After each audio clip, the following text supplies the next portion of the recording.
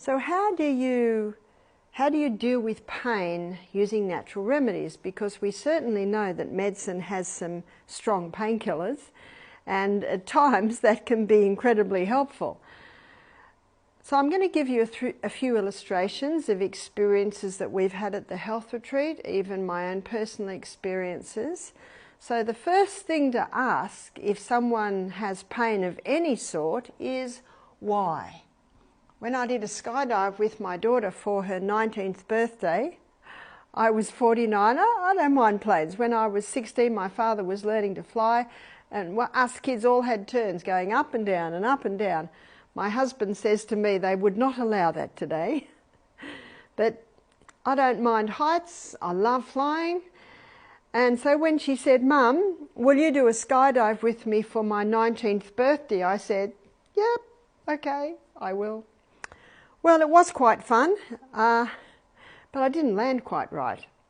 I was supposed to hold my legs up, and you connected to another guy, because I've never flown before, and you free fall for 3 minutes, and that's quite incredible. And then he pulls the parachute, and it's a parachute that went like that, and from time to time he goes like that, and you spin around, and that was quite fun. And I'm supposed to hold my legs up, and his legs, and he had big strong boots on, would land, and then he'd tap me and I could let my feet down. Well, we're just about to land, and a little tuft of wind blew us sideways, and my natural reaction was my arm and my foot went out, and my foot landed before his feet. And I heard a loud pop and excruciating pain. Oops. Anyway, he unpacked me, and they got the phone, and I'm just rolling around in and have you ever bitten your finger when you got sort of pain there? It sort of takes the edge off the pain. What is interesting is that our body has different processes that begin as soon as we're in pain, and those processes help us to deal with it. So I was biting my finger, and I think we all know, if you hit your head on a bit of metal or something, oh, does that hurt? But it eases. Have you noticed? It eases. It's excruciating for the first 5 minutes, and then it starts to ease. And of course, it did start to ease. And then the ambulance arrived, and the ambulance arrived probably about 15 minutes later. By then, my 10 out of 10 pain, 10 out of 10 pain I see is extreme, hardly able to handle it, had gone down to about a 5 out of 10 pain. And the paramedic jumped out of the back of the ambulance with an injection. He went to give me the injection. I said, "No." And he looked at me. I said, I want to feel my pain. And maybe if it was 10 out of 10 pain, I would have considered it, but it had come down to a 5 out of 10 pain. I said, "No, I can handle this pain. I can handle a 5." And I think most people can handle a 5 out of 10 pain. I said, I can handle a 5 out of 10 pain. I said, because that pain's going to tell me what I can and can't do to that foot. He'd never heard anything like this before. He said, "Okay." So they took me into hospital, and I was lying in a bed in casualty. I think you call it emergency in the US. And it had a curtain between us, and my daughter was there, and my son and my other stepdaughter. They'd all jumped together, so they were all there. So I was lying in bed, just lying there, and my pain was, 4 and 4 out of 10, which I think is manageable. And they kept coming in and saying, "Do you want painkillers?" And I said, "No, I don't want painkillers." And the lady in the bed next to me, I think she was a drug addict, she was crying out for painkillers. They wouldn't give them to her, and I was rejecting them. Anyway, finally the doctor came, and he looked at my foot, and I could turn my foot sideways, I could move it up and down, I could wiggle my toes. I looked at him and I said, "Nothing's broken." I said, "Nothing's broken," because I had movement. And he said, "Oh, you really should have a x-ray." But he said, "We're pretty caught up, so it's going to be 2 hours till you can get an x-ray." I said, "Nah, I'll be right." So my big son, Peter, picked me up and took me out and we drove home. And then that night I put a poultice on it. Now what I put on my foot was a comfrey poultice. So let me write a few things that comfrey does. So comfrey is quite a remarkable herb. So comfrey contains a growth stimulant, so it stimulates rapid healing. And the sooner the healing happens, stimulant, the better, of course. It also is anti-inflammatory.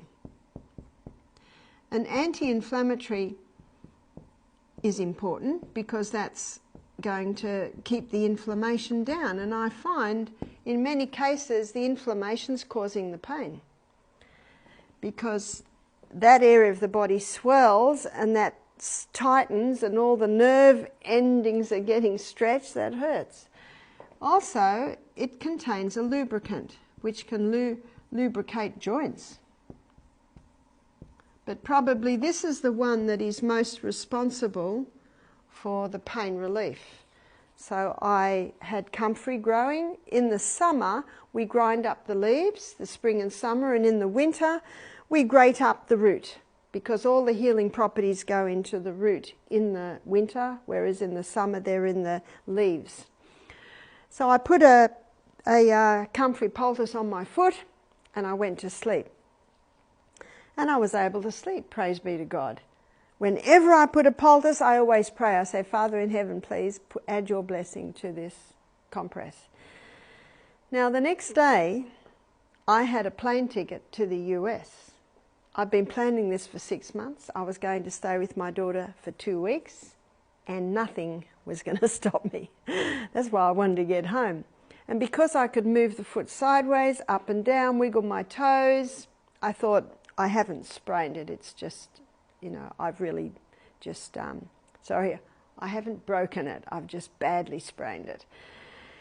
Anyway, I had to have crutches to get to the airport. I got on the plane and everything was fine for about an hour.